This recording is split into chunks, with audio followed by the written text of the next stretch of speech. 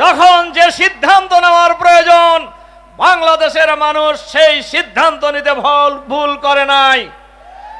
জুলাই বিপ্লবের লক্ষ্য ছিল সংস্কার, জুলাই বিপ্লবের লক্ষ্য ছিল বৈষম্যহীন বাংলাদেশ, কিন্তু আজও সংস্কার হয় নাই, বৈষম্য দূর হয় নাই।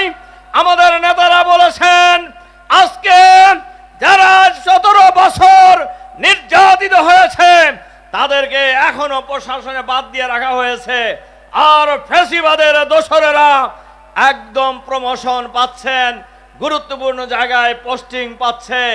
তাহলে বর্তমান সরকার কাকে খুশি করার জন্য কাজ করছে এ কথা কি বলার দরকার আছে? আমরা বলতে চাই না আপনারা প্রতিবেশীদের খুশি করার চেষ্টা করছেন, কিন্তু আপনাদের স্মরণ করায় দিতে চাই প্রতিবেশীদেরকে খুশি করে কেউ এ পর্যন্ত ক্ষমতায় থাকতে পারে নাই, আপনারাও পারবেন না।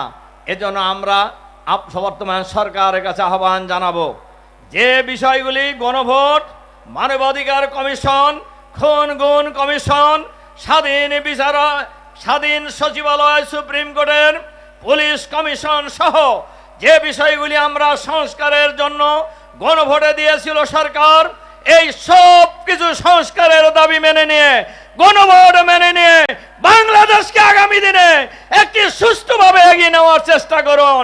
নইলে বাংলাদেশের মানুষ যে মাঠে নেমেছে, এই গণভোটের রায় বাস্তবায়ন না হওয়া পর্যন্ত আমরা রাজপথ ছাড়ব না, আমরা ঘরে ফিরে যাব না। ইনশাআল্লাহ আমরা আমিরে জামাত সহ আমাদের ঐক্যবদ্ধ